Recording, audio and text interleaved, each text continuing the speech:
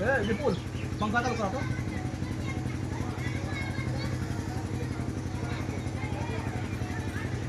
पंखा जोड़ दो इधर। बोलिए प्रेम से श्री सद्गुरु महाराज की जय। श्री सद्गुरु महाराज की जय। श्री सद्गुरु महाराज की जय। एक बार हम लोग आस्था और विश्वास के साथ बुलंद स्वर में गुरु महाराज का श्री जय घोष करें। श्री सद्गुरु महाराज की जय।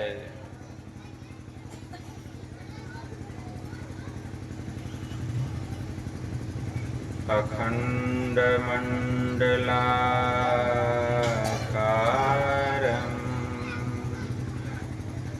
व्यापतं येन चराचरं तत्पदं दर्शितं येन तस्मै श्री गुरुवे नमः। गुरु बिनु ज्ञान न उपजे,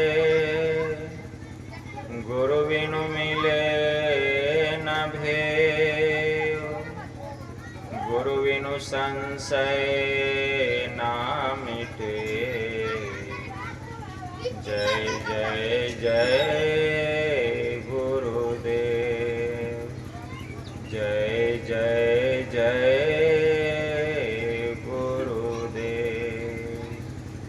श्री सद्गुरु महाराज की जय। अव्यक्त रूप में परमाराध्य संत सद्गुरु महाराज के पावन कमल चरणों में बारंबार नमन। आदरणीय सत्संग प्रेमी गुरुजनों, भक्तिमती माताओं एवं धर्मशीला बहनों, आप लोगों को सर्वविदित हो चुका है कि यह त्रिदिवसीय संत मत सत्संग का आयोजन हमारे आदरणीय कैलू यादव जी की परलोकवासिनी धर्म पत्नी लहसुनिया देवी के अस्थूल शरीर छूटने के उपरांत उस दिवंगत आत्मा के परम कल्याण के लिए घर परिवार के समस्त लोगों ने मिलजुल कर यह संत मत सत्संग का आयोजन किए। इस संत मत सत्संग के द्वारा ज्ञान योग युक्त एकमात्र ईश्वर भक्ति का संदेश दिया जाता है, उपदेश दिया जाता है। प्रत्येक प्राणी मात्र को बोध कराया जाता है कि ज्ञान क्या है, योग क्या है, भक्ति क्या है, जीव क्या है, माया क्या है, ब्रह्म क्या है। इन सभी रहस्यमयी बातों का ज्ञान सत्संग के माध्यम से यह जो जीव अबोध बना हुआ है, सत्संग श्रवण करते करते एक दिन वह सुबोध और परम ज्ञानी हो जाता है। अभी इस स्तुति, संत स्तुति और गुरु वंदना से पाठ का शुभारंभ हुआ। हम लोगों ने अति ही मनोयोग पूर्वक भक्ति युक्त ढंग से पाठ का श्रवण किया। तत्पश्चात परमाराध्य के द्वारा स्वलिखित सदग्रंथ सत्संग योग चारों भागों से हम लोगों ने भाग 1, 2 और 4 का भी श्रवण किया। पाठ के क्रम में हम लोग ब्रह्म स्वरूप के संबंध में श्रवण कर रहे थे। ईश्वर के स्वरूप के संबंध में क्या कहा जाए। संत कबीर साहब ने बड़ा अच्छा कहा, जस कथिए तसो होत नाही, जस है तैसा सोए, कहत सुनत सुख उपजे, अरु परमारथ होए, बिंद नाद से अगम अगोचर, पांच तत्व से न्यार, अतीन गुणन से भिन्न है, पुरुष अलख अपार, नैना बनी अगोचरी, अश्रवणम करनी सार, अब बोलन के सुख कारणे कहिए सृजनहार। संत कबीर साहब ने कहा, जैसा हम ईश्वर के संबंध में कहते हैं वैसे वे हैं नहीं। जैसा हम ईश्वर के संबंध में कहते हैं वैसे वे हैं नहीं, और जैसे वे हैं वैसा वे कहने में नहीं आते हैं। अगर उस तरह का कहने में आ जाए तो परमात्मा फिर आत्मा का विषय नहीं, वह तो इंद्रियों का विषय हो जाएगा। क्योंकि परमात्मा शरीर और इंद्रियों के ज्ञान से रहित है, इंद्रियों के द्वारा वह ग्रहण होने योग्य ही नहीं है, इंद्रियों के द्वारा उसको ग्रहण नहीं कर सकते, आंख उसको देख नहीं सकती, कान उसको सुन नहीं सकता, शरीर के द्वारा उसका स्पर्श नहीं कर सकते। अभी वेद में मंत्र आया, सुन रहे थे, वेद भगवान उपदेश कर रहे हैं, ओम स योजत उरु गायस्य जुटिम, वृथा क्रीडंतम मीमीते न गावः, परिनसं क्रीणोते तिग्म श्रृंगो दीवा हरिदृशे नक्त मृजः। इस मंत्र के द्वारा वेद भगवान उपदेश करते हैं कि हे मनुष्यों, हाथ पैर मुंह गुदा लिंग रसना आंखें नाक कान, ये तो बाह्य इंद्रियां है। बाह्य इंद्रियां कौन कहे? जो अंतःकरण की इंद्रियां हैं, मन बुद्धि आदि के द्वारा परमात्मा का प्रत्यक्ष दर्शन करना झूठ ही एक खेल करना है। क्यों? क्योंकि वह इंद्रियों के द्वारा नहीं जाना जा सकता, वह इंद्रियों के ज्ञान से रहित है, वह इंद्रियातीत है। बात यही साफ हो गया कि वह जो परमात्मा है इंद्रियों के ज्ञान से रहित है। और हम लोग जो परमात्मा का कोई दर्शन किए होंगे, शरीर और इंद्रियों के संग में रह के दर्शन किए, तो शरीर और इंद्रियों के संग में रह के कोई राम जी का दर्शन किए, कोई हनुमान जी का दर्शन किए, कोई भगवती का दर्शन किए, कोई शिव जी का दर्शन किए, तो वह ब्रह्म का दर्शन नहीं हुआ, वह ब्रह्म की माया का दर्शन हुआ। इसको खूब याद रखिए। कोई यह नहीं सोच ले कि हमको भगवान का दर्शन हो गया, वह भगवान का दर्शन नहीं हुआ। तब किसका दर्शन हुआ? वह भगवान की माया का दर्शन हुआ। कैसे? तो कलकत्ता में दक्षिणेश्वर काली मंदिर है, वहां एक भक्त रहते थे, उनका नाम था गजाधर। क्या नाम था? गजाधर। नित्य प्रतिदिन काली माता की पूजा करते थे और काली माँ उनको साक्षात दर्शन देती थी। वही गजाधर आगे चल के स्वामी रामकृष्ण परमहंस हुए। काली माँ नित्य प्रतिदिन उनको दर्शन देती थी, नित्य प्रतिदिन खूब पूजा करते थे। मंदिर को धोना, फूल चढ़ाना, माँ को वस्त्र धारण करवाना, माला धारण करवाना, खूब विधि विधान से सेवा करते थे माता की, और माता उनको साक्षात दर्शन देती थी। एक दिन एक संत तोतापुरी जी महाराज उसी रास्ते से गुजर रहे, नजर पड़ गई गजाधर पर। देखा, अरे यह तो भाग्य का बड़ा धनी है और इसी जन्म में इसके भाग्य में मुक्ति लिखा हुआ है, लेकिन इसने तो अभी तक गुरु धारण किया ही नहीं, मुक्ति कैसे मिलेगी? तो कहते हैं बेटा इधर आओ। गजाधर आते हैं, कहते सुनो तुम ब्रह्म विद्या ले लो। गजाधर कहते नहीं नहीं, जब तक मेरी माई हमको आज्ञा नहीं देगी हम ब्रह्म दीक्षा नहीं लेंगे। तो संत तोतापुरी जी महाराज कहते जाओ अपने माई से पूछ कर आओ। आते हैं दक्षिणेश्वर काली मंदिर, आवाहन करते हैं माँ माँ, माँ प्रकट हो गई। कहते कहो बेटा। माँ कोई साधु बाबा आए हैं और कहते हैं हमसे ब्रह्म दीक्षा ले लो, क्या मैं ले लूं? काली माँ क्या कहती है, बेटा तुमने जो हमारा इतना पूजा किया पाठ किया, इसका फल तुमको यह मिला कि संत तुम्हारे द्वार पर आए हैं दर्शन देने के लिए। नहीं तो लोगों को जाना पड़ता है संत के द्वार पर। अब बेटा तू जो यह मेरा रूप देख रहा है, यह मेरा निज स्वरूप नहीं है, यह तो मेरी माया है।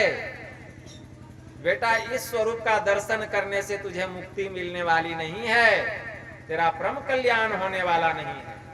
बेटा तू अगर अपना परम कल्याण चाहता तो जाओ संतों के चरणों में पड़ जाओ, उनसे ब्रह्म विद्या लो, और वह जो तुझे ज्ञान बतलाएं उसको जानकर ध्यान करो।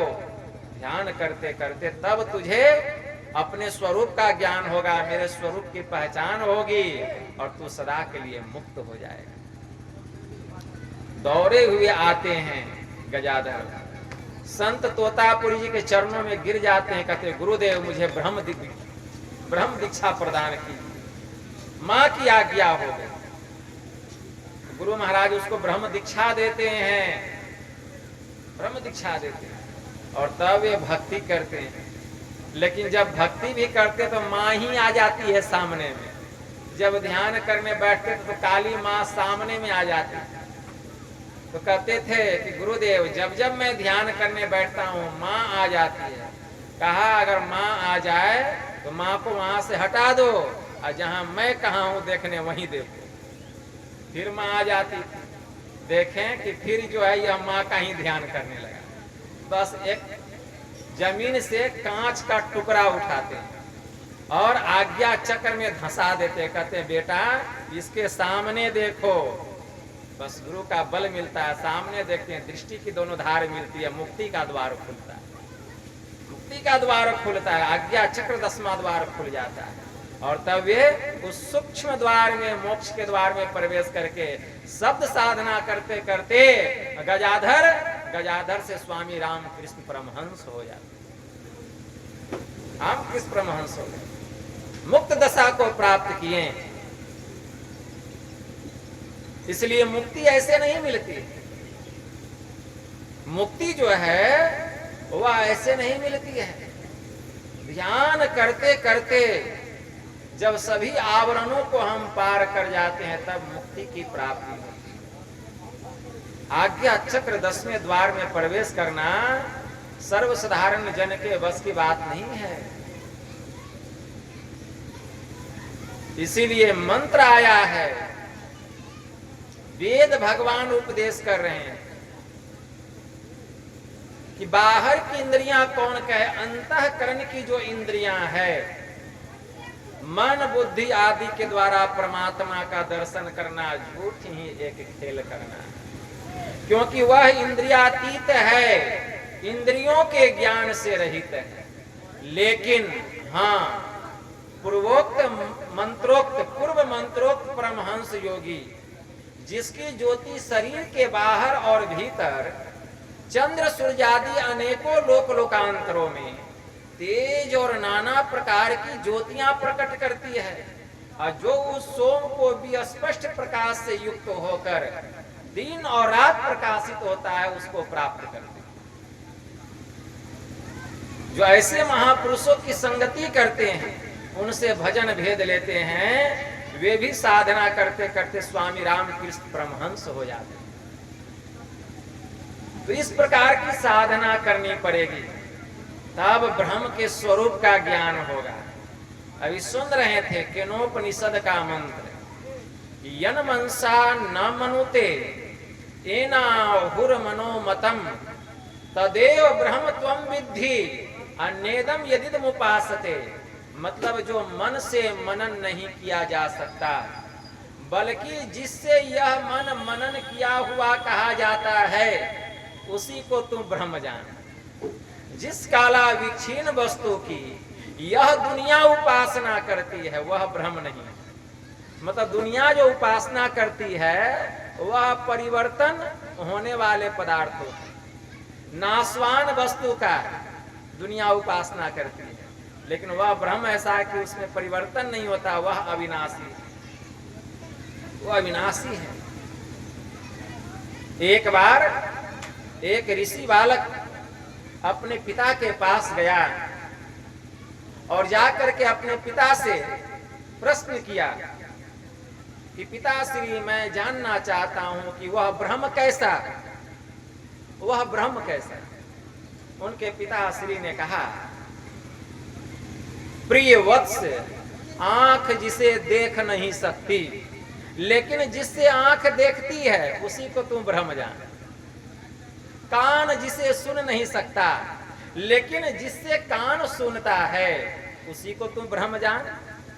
मन के द्वारा जो मनन नहीं किया जा सकता बल्कि जिसकी शक्ति से यह मन मनन किया हुआ कहा जाता है उसी को तुम ब्रह्म जान।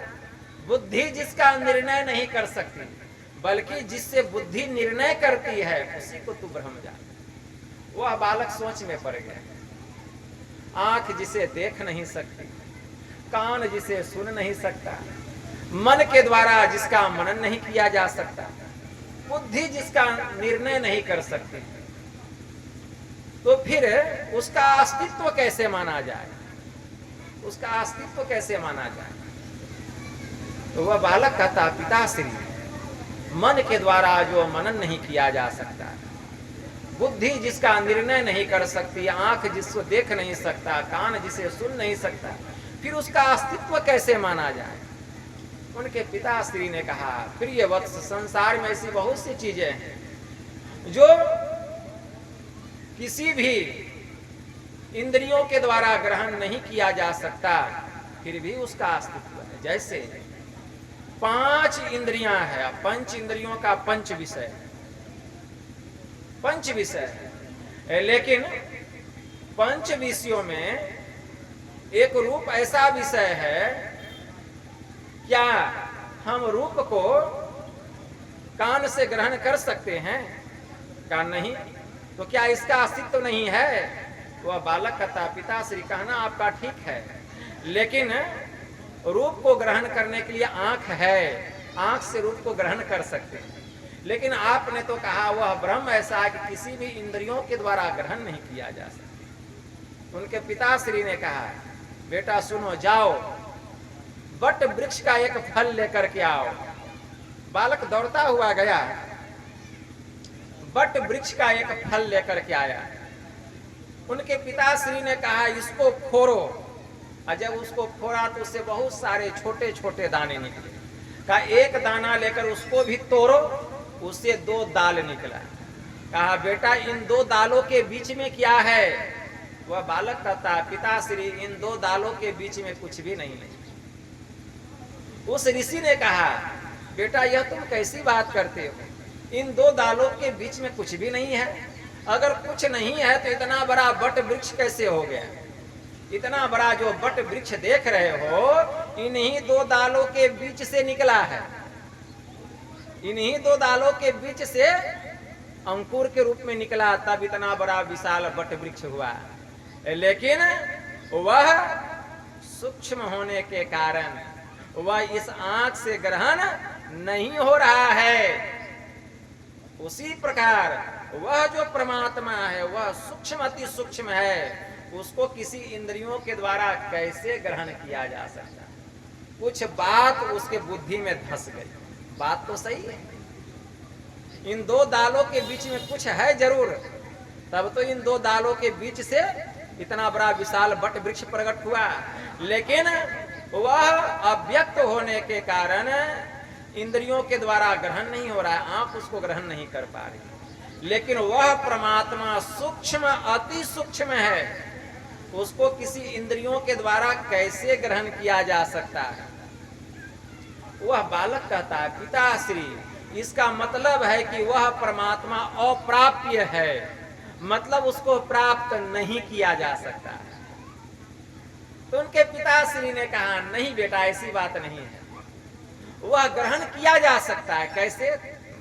तो जैसे आंख दृश्य का ज्ञान करा देती है, कान शब्द का ज्ञान करा देता है, जिह्वा स्वाद का ज्ञान करा देती है, वैसे ही जो शुद्ध चेतन आत्मा है वह उस परमात्मा के स्वरूप की पहचान करा देता है। केवल शुद्ध चेतन आत्मा, जब तक यह चेतन आत्मा शरीर और इंद्रियों की घाटों में है तब तक उसका ज्ञान नहीं होगा। जिस दिन यह चेतन आत्मा भक्ति करते करते, योग करते करते, योगिक क्रिया के द्वारा जिस दिन यह चेतन आत्मा जड़ से अपने को अलग कर लेगी, फुटा लेगी, यह अकेले हो जाएगी, स्वतंत्र हो जाएगी, उसी स्वतंत्र चेतन आत्मा से परम चेतन परमात्मा का ज्ञान होगा, उसकी पहचान होगी। जिमी दूध के मथन से निकसत है घी जतन से, अतिमि ध्यान के लगन से पार ब्रह्म लेनी। बालक को ज्ञान हो गया, वह परमात्मा ऐसा है, वह ब्रह्म ऐसा है, मतलब किसी भी इंद्रियों के द्वारा ग्रहण होने योग्य नहीं। संत कबीर साहब ने कहा, बहुत अच्छा कहते हैं संत कबीर साहब, कहते हैं संपुट माही समाइया सो साहब नहीं होए, असकल मार में रमी रहया, मेरा साहब सोए रहे निराला मारते, असकल मार के माही कबीर सेवे तासु को दूजा कोई नाही, मेरा साहब एक तो दूजा कहा न जाए, दूजा साहब जो कहूं साहब खरा रिसाए, जाके मुंह माथा नहीं, नहीं रूपक रूप, अपूप बास थे पतला, ऐसा तत्व अनूप, ऐसा वह परम तत्व परमात्मा। कैसे ज्ञान होगा? वही परमात्मा समय समय पर नाना प्रकार के रूपों को धारण करते हैं। कभी राम के रूप में आते हैं, कभी कृष्ण के रूप में आते हैं, कभी हनुमान के रूप में आते हैं, कभी शिव के रूप में आते हैं। वही परमपिता परमात्मा नाना प्रकार के रूपों को धारण करते हैं। एक बार संत कबीर साहब अपनी कुटिया में बैठे हुए थे और राम के नाम की माला जप रहे थे। संत कबीर साहब अपनी कुटिया में बैठे हुए थे,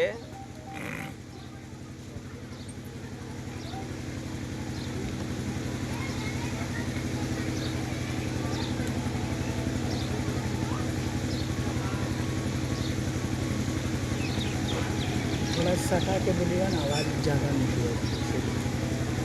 सब लोग बोलता है, मुंह सटा के कैसे बोलेंगे? तब सभी से मुंह सटाता है। और कुछ कीजिए। श्री सद्गुरु महाराज की जय। तो संत कबीर साहब अपनी कुटिया में बैठे हुए थे और वे राम के नाम की माला जप रहे थे। इतने में कुछ तार्किक लोग आ गए। आजकल देखते हैं तर्क वितर्क करने वाले लोग भी बढ़ते जा रहे हैं।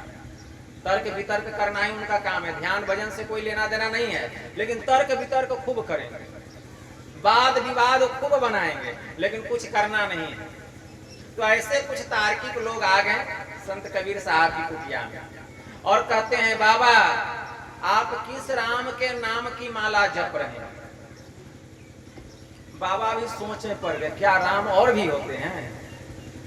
बाबा आप किस राम के नाम की माला जप रहे हैं, हम लोगों को भी बताइए। तो संत कबीर साहब कहते हैं, क्या जी राम और भी हैं? कहाँ बाबा? कौन कौन? एक राम दशरथ घर बोले, एक राम घट घट डोले, एक राम का सकल जग पसारा, एक राम जो सबसे न्यारा। तो राम तो 4 प्रकार के हो गए।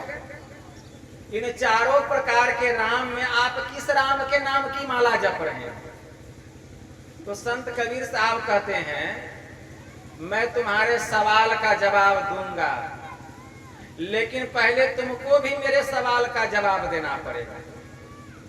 तो तार्किक लोग कहते हैं, बाबा कहिए आपका क्या सवाल है?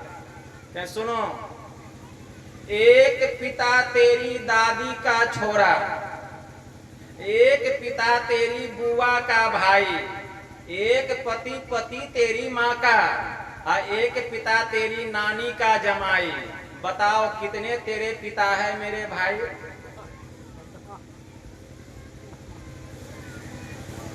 संत कबीर साहब कहते बताओ, तो एक पिता तेरी दादी का छोरा और एक पिता तेरी बुआ का भाई। तो जो दादी का छोरा है वही ना बुआ का भाई है, और एक पिता पति तेरी माँ का, वही मेरा पिता मेरी माँ का पति है, और एक पिता तेरी नानी का जमाई, वही मेरा पिता मेरी नानी का जमाई भी है। तो पिता तो एक ही है। तो सब लोग यही बात बोले। ठीक उसी प्रकार जो राम दशरथ घर बोले वही राम घट घट डोले, और जो राम घट घट डोले उसी राम का सकल जग पसारा, और जो राम का सकल जग पसारा वही राम सबसे न्यारा, सब भाग गया। तो कहने का मतलब राम तो एक ही है, राम एक ही है, लेकिन लोग उसको नाना प्रकार से व्याख्या करते हैं। राम एक है, एक अनीह अरूप अनामा, अज सचिदानंद परम सुखधामा। वह राम एक है, वह इच्छा रहित है, वह अजन्मा है, उसका जन्म और मृत्यु नहीं होता, वे प्रकट हो जाते हैं, प्रकट हो जाते हैं। वे सत्य चित और आनंद के स्थान हैं, और जो उसको जान लेता है वह सुख स्वरूप हो जाता है। जो उसको जान लेता है वह सुख स्वरूप हो जाता है। ऐसे वे राम है। उस राम को जानना है, उस राम का ज्ञान कैसे होगा? अभी संत कबीर साहब के पद को सुन रहे थे, और उपनिषद में भी मंत्र आया, मंत्र भी सुन रहे थे। मंत्र क्या आया है? इंद्रेभ्यम परम मनो, कठोपनिषद में मंत्र आया है। इंद्रेभ्यम परम मनो मनसः सत्वमूतमं सत्वादधि महानात्मा महतो व्यक्तमूतमं।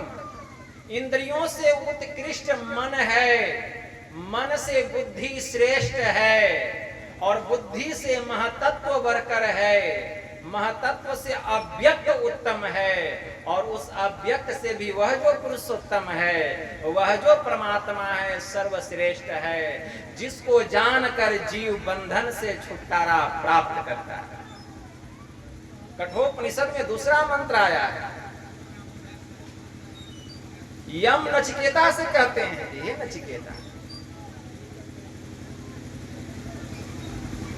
इह चेतस कद बोद्धुम प्राक शरीरस्य विस्रसः ततः सर्गेषु लोकेषु शरीरत्वाय कल्पते। अगर इस देह के पतन के पूर्व उस ब्रह्म को जान सका तो बंधन से मुक्त होता है।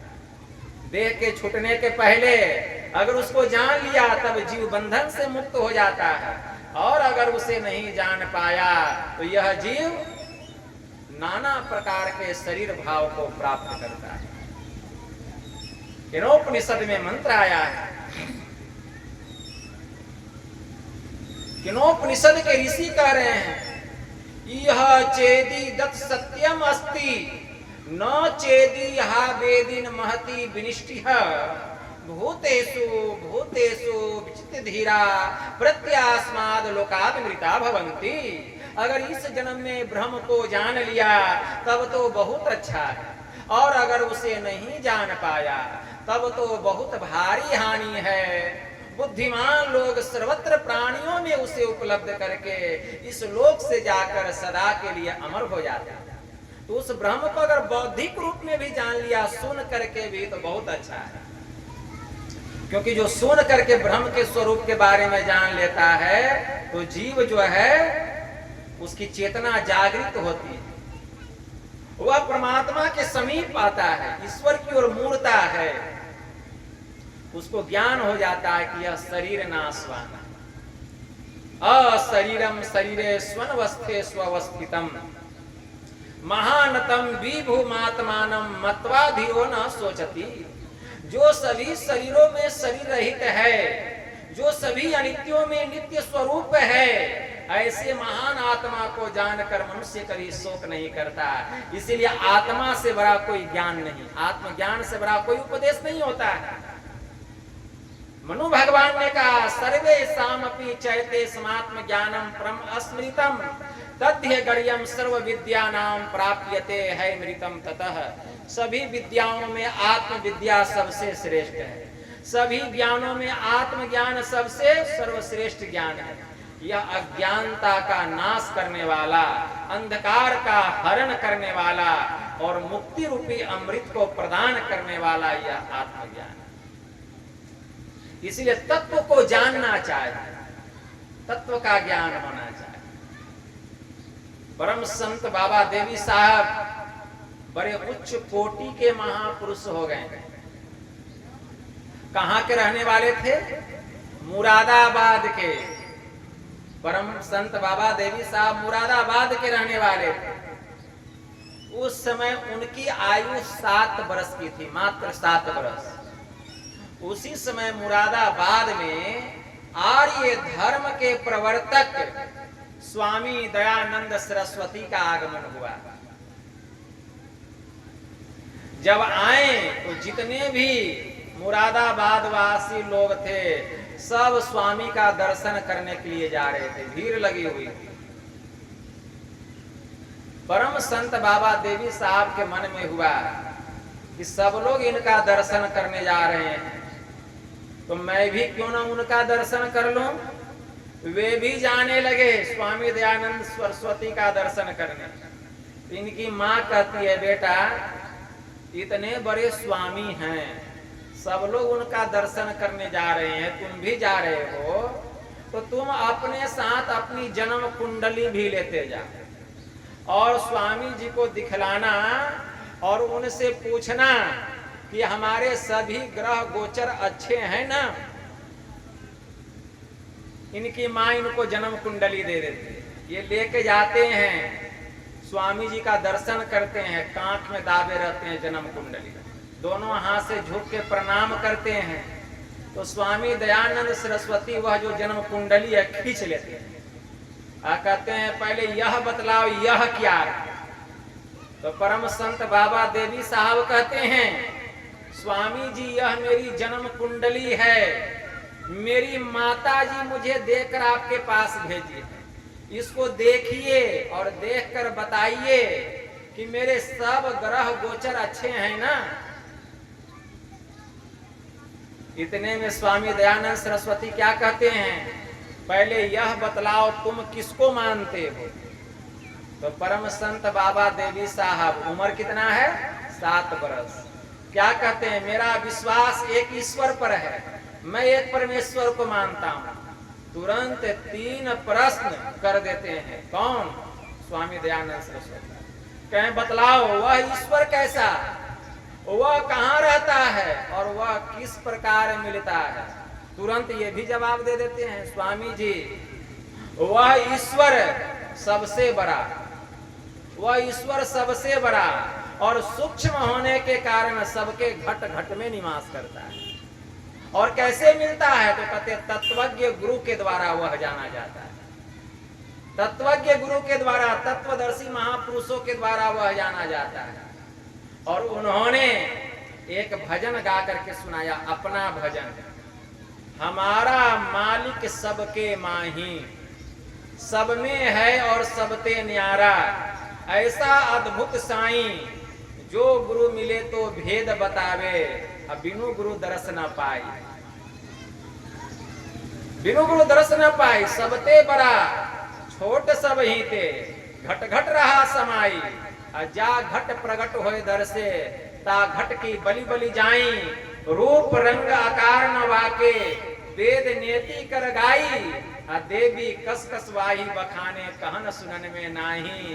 अरे हमारा मालिक सबके माही, सब में है और सबते न्यारा, ऐसा अद्भुत साईं। मतलब क्या समझे? नहीं समझे।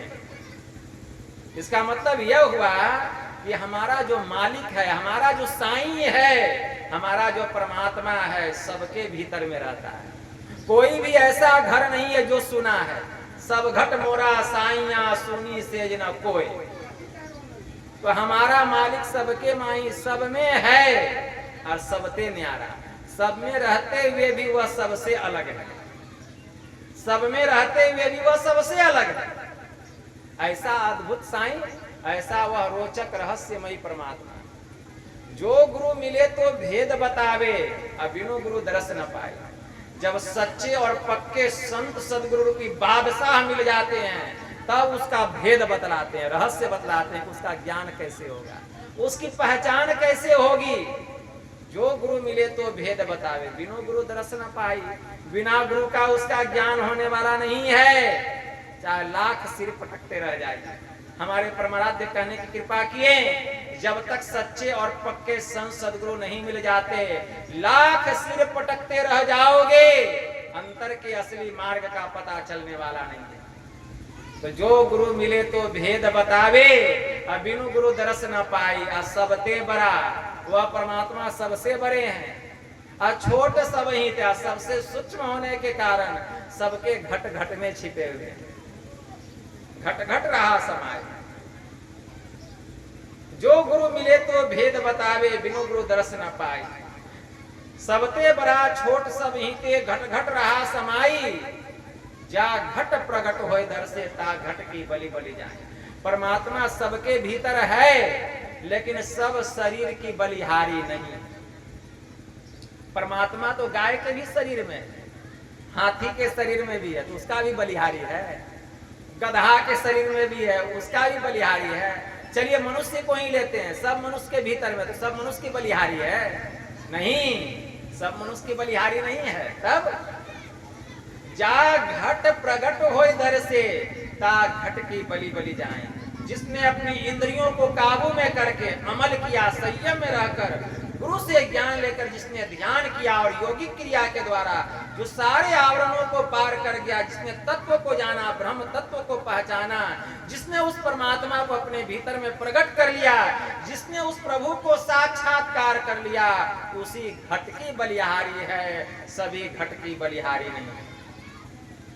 तो जा घट प्रगट होए दर से, ता घट की बलि बलि जाए। रूप रंग आकार न बाके, वह परमात्मा का न कोई रूप है, न रंग है, न आकार है, न प्रकार है। वेद नेति कर गाई, वेद जिसके संबंध में कहता है, जिसका इति नहीं, मतलब जो परमात्मा अनंत है। देवी कस कस वाही बखाने, कहन सुनन में नहीं। वह न तो कहने में आने वाला है न सुनने में, नहीं तो वह वाणी और इंद्रियों का विषय हो जाएगा। वह परमात्मा ऐसा है। तो परम संत बाबा देवी साहब से स्वामी दयानंद सरस्वती पूछते हैं, अच्छा बतलाओ, क्या तुम ठाकुरबाड़ी में जाकर ठाकुर जी की पूजा भी करते हो? क्या कहते हैं बाबा साहब? बाबा देवी साहब कहते, स्वामी जी आप कैसी बात करते हैं? आप किस ठाकुरबाड़ी की बात करते हैं? यह जो मनुष्य का शरीर है, यह जिंदा ठाकुरबाड़ी, इसमें 33 कोटि देवता निवास करते हैं और स्वयं परमपिता परमात्मा भी इसके भीतर में विराजमान है।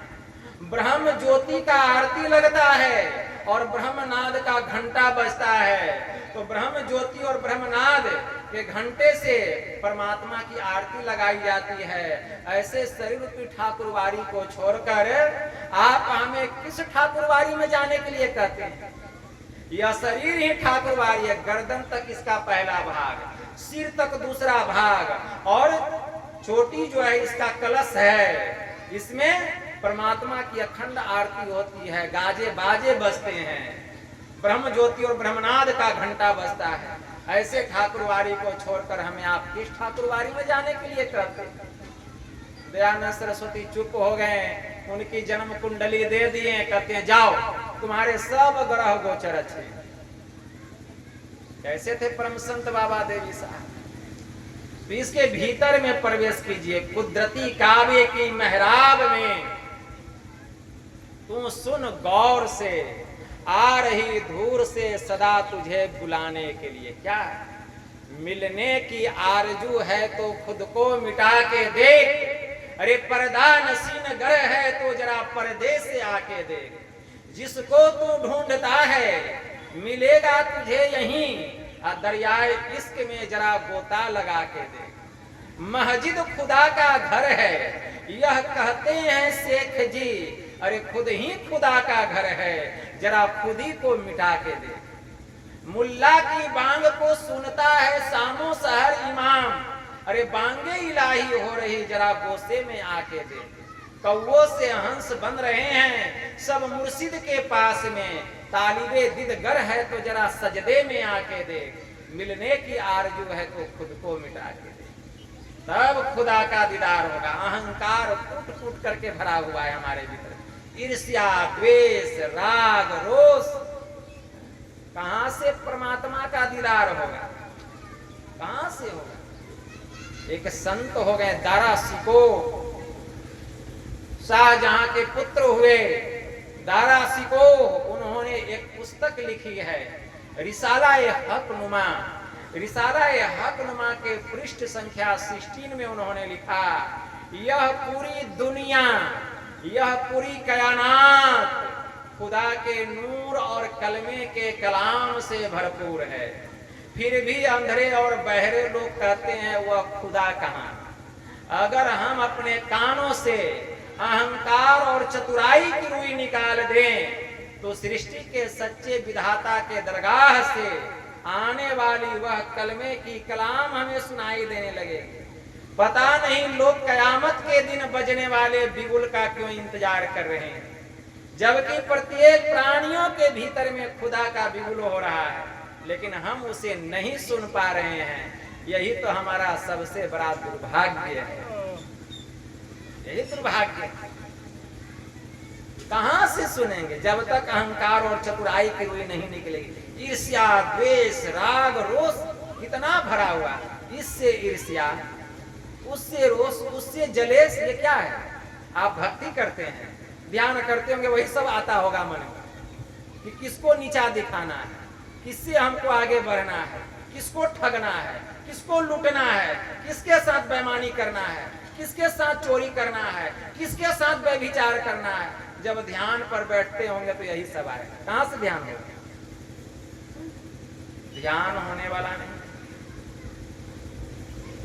एक बड़े उच्च कोटि के महापुरुष हो गए संत पलटू साहब जी महाराज, उनकी वाणी में आया, अरे साहिब साहिब क्या करे, साहिब तेरे पास, साहिब तेरे पास याद करूं होवे हाजिर, अंदर धसी के देखूं साहिब मिलेगा नादीर। मतलब प्रगट मान मनी हो फना, तब नूर नजर में आवे, अब बुरका डारे टार, तब खुदा वा खुद दर्शावे। रूह करे मेराज में ऊपर का खोली कुलाबा, 30 रोजा रहे अंदर में 7 रिकाबा, लाम कान में रब को पावे पलटू दास। अरे साहब साहब क्या करे साहब तेरे पास, कहां उनको इधर उधर ढूंढ रहे हैं, वो तो हम सबके भीतर में है, भीतर में है। मैत्रेय ऋषि ने कहा, एकमेवाद्वितीयम् यद गुरुर्वाक्ये निश्चितम् एतदेकांतमिति युक्तम् न मठो न वनांतरम्। वह परमात्मा एक है, वह अद्वितीय है, वह शरीर और इंद्रियों के ज्ञान से रहित है। ऐसा गुरु के उपदेश पर जिसको विश्वास हो गया, उसे किसी पवित्र आसन पर आसन लगा करके, पवित्र स्थान पर आसन लगाकर उस प्रभु को पाने के लिए अपने भीतर में ध्यान लगाना चाहिए। उसे किसी भी मठ में और वन में जाने की कोई आवश्यकता नहीं, अपने भीतर में ध्यान लगाना है, गुरु से ज्ञान लेके ध्यान लगाना। लेकिन ध्यान करने की कला है, ध्यान सबसे नहीं होता है, ध्यान सबसे होता है नहीं होता है। ध्यान किससे होगा, जिसका हृदय साफ होगा, पाप होगा, पवित्र होगा, जो पंच महापापों से अपने को बचा करके रखेगा, जो संसार से अपने मुख को मोड़ कर संसार की ओर पीठ रखेगा। संत कबीर साहब ने कहा ना, मेरी सुरत सुहागिनी जागरी, क्या तू सोवत मोह नींद में, उठी के भजनिया में लागरी। चित्त से शब्द सुनो श्रवण दे, उठत मधुर धुन रागरी, दौ कर जोरी शीस चरणन दे, भक्ति अचल बर मांगे। कहे कबीर सुनो भाई साधो, जगत पीठ दे भागे। जिसका पीठ संसार की ओर रहेगा, मुख ब्रह्म की ओर रहेगा, उसी का ध्यान में मन लगे, साधना में उन्नति हो। हम संसार को ही सर्वस्व समझते हैं, और यह तब होगा जबकि हमारे भीतर में त्याग होगा। जब तक त्याग नहीं होगा कुछ मिलने वाला नहीं। सुख जो है वह त्याग में है, लेकिन हम सुख समझते हैं कि कोई चीज मिल जाए तो हमको सुख होगा। कितना भी आपको संपत्ति मिल जाए संतुष्टि नहीं होगी, क्योंकि कितना भी आपको मिले तृष्णा बुझ नहीं सकती। जो है इच्छाओं का दास, असागर नदियां पी गई बुझी नहीं प्यास। देखते हैं समुद्र में कितनी नदी जाकर के गिरती है, उसकी प्यास नहीं बुझती है। उसी प्रकार संसार की कितनी भी संपदा मिल जाए लेकिन संतुष्टि नहीं मिलेगी। संतुष्टि कहाँ है? त्याग में है। त्याग। सिकंदर थे, इनके गुरु का नाम था अरस्तु। विश्व विजेता बनने का स्वप्न देखा करते थे। बहुत सारे राज्यों पर उन्होंने अपना उपनिवेश स्थापित कर लिया था, साम्राज्यवाद स्थापित कर लिया। अब इसकी नजर भारत की ओर थी। जब भारत की ओर सिकंदर चला, इसके गुरु ने समझाया था कि सिकंदर तुम भारत को जा रहे हो जरूर, लेकिन सुनो, भारत के लोग बड़े धन्यवान और बड़े विद्वान होते हैं, लेकिन सुख धन और विद्या में नहीं समझते हैं। तो कहते हैं गुरुदेव अब सुख क्या में समझते हैं? कहते बेटा वे सुख त्याग में समझते हैं। इसलिए किसी त्यागी महापुरुष को भारत से तुम अपने देश लेकर के आना, अगर तुम अपना कल्याण चाहते हो। भारत आया, सिंधु नदी के किनारे अपना तंबू गाड़ा। वहीं पर सिंधु नदी के किनारे एक ऋषि रहते थे, उनका नाम था महर्षि डांडियायन ऋषि। महर्षि डांडियायन बड़े उच्च कोटि के ऋषि थे, संत थे। पता चला सिकंदर को, अपने सिपाही को भेजा कि जाओ कहना कि आपको मेरे बादशाह बुला रहे हैं। सिपाही गया, बोला चलिए आपको मेरे बादशाह बुला रहे हैं। महर्षि डांडियायन ऋषि कहते हैं अरे तुम्हारे बादशाह को हमसे क्या काम? बादशाह को तो धन दौलत चाहिए, जो उसके खजाने को भरे, वह तो मेरे पास है नहीं। बादशाह को तो नाचने गाने वाली चाहिए, जो नाच गाकर उसका मनोरंजन करे, वह भी मेरे पास नहीं है। इसलिए जाओ अपने बादशाह से कह देना कि मैं किसी बादशाह को, मैं किसी सिकंदर को नहीं जानता। सिपाही गया, यही कह दिया। अब सिकंदर के मन में वो लगता उच्च कोटि के संत हैं, स्वयं चलना चाहिए। स्वयं आते हैं और आकर के प्रणाम करते हैं। महर्षि डांडियायन इसी ध्यान साधना पर बैठे हुए, आंख खोली, देखते हैं कोई बादशाह है। कहो, कहा हे महात्मन, मैंने जीवन में बहुत सारा धन कमाया, बहुत सारे देशों पर मैंने अपना साम्राज्यवाद स्थापित किया, सभी देशों पर अपना उपनिवेशवाद कायम किया, लेकिन फिर भी जीवन में शांति नहीं मिली। इसलिए मैं चाहता हूं कि आप मेरे साथ मेरे देश चलें, ताकि मेरा देश भी सुख और शांतिमय हो जाए। महर्षि डांडियायन ऋषि कहते हैं सुनो, अरे जिस काम को करने से मानव के जीवन में शांति मिलती है, वह काम तो तूने किया नहीं। क्या किया? माताओं को विधवा बनाया, बच्चे को यतीम किया, बहुत सारे राज्यों पर अपना साम्राज्यवाद कायम किया। तुमने माताओं के मांग की सिंदूर पोछ डाली, और तू कहता है मेरे जीवन में सुख और शांति नहीं मिली। कहां से आए? और तू मुझे अपने साथ अपने देश ले जाना चाहता है। अरे तेरे पास अब जीवन का उतना भी पल नहीं बचा, तू उस चंद सांसों में तू अपने देश जाकर अपनी माँ से मिल सके, क्योंकि तेरी माँ बीमार है, अब मरने वाली है, और तेरे पास उतना चंद सांस भी नहीं है कि तू अपने देश जाकर के अपनी माँ से मिल सके। हाहाकार, त्राही माँ सिकंदर गुरु के चरणों में गिर गया। तार आया, बादशाह सलामत, आपकी माता जी बीमार है, दर्शन कर लीजिए। काफिला लेकर के चला, रास्ते में सिकंदर बीमार पड़ गया, रास्ते में बीमार पड़ गया। सब हकीम वेद इलाज किए, लेकिन किसी तरह से वह तंदुरुस्त उसको नहीं कर सके। एक शायर ने बड़ा अच्छा कहा, आदमी का जिस्म क्या है, आदमी का जिस्म क्या है जिसपे आशिक है जहां, मिट्टी की एक इमारत बनी है, मिट्टी का है आसियां, खून का गाढ़ा किया है, ईंट की बनी है हड्डियां, थोड़ी सी चंद सांसों पर टिकी है यह ख्याली आसमां, मौत की पुरजोर आंधी जिस घड़ी आ जाएगी और टूट कर यह इमारत खाक में मिल जाएगी।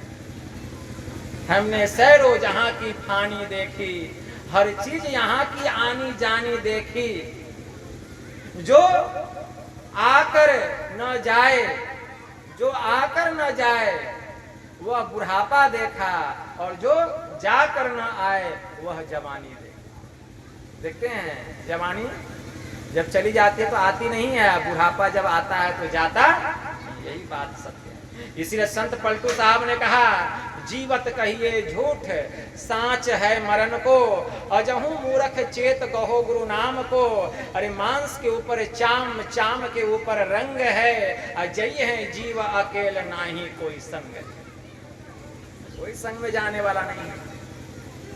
अंत समय में सिकंदर ने अपने सिपाहियों से कहा, अपने मंत्रियों से, सहायक मंत्रियों से, जब मेरा शरीर छूट जाए तो दोनों हाथ मेरे जनाजे से बाहर निकाल देना और मेरे शरीर को कफन से ओढ़ा देना, और एक हाथ के तरफ दुनिया की सारी दौलत रख देना, जितना मैंने सोना चांदी हीरा मोती जो कमाया है, और एक तरफ जो रुपया पैसा है उसको रख देना, ताकि दुनिया के लोगों को पता चले कि सिकंदर इस दुनिया से खाली हाथ चला, आकर यहाँ रह नहीं पाए जो सारे जहां के मालिक थे, सिकंदर जब चला है इस दुनिया से उसके दोनों हाथ खाली। इसीलिए फकीर ने कहा, आकर यहाँ कोई रह नहीं पाए जो बड़े सुल्तान थे, जा समाए खाक में वे जो नवाब और खान थे, ताज जरी से जरे चमकते थे यो वर्क वश, पास जिनके सभी तरह के ऐसो आराम के समान थे,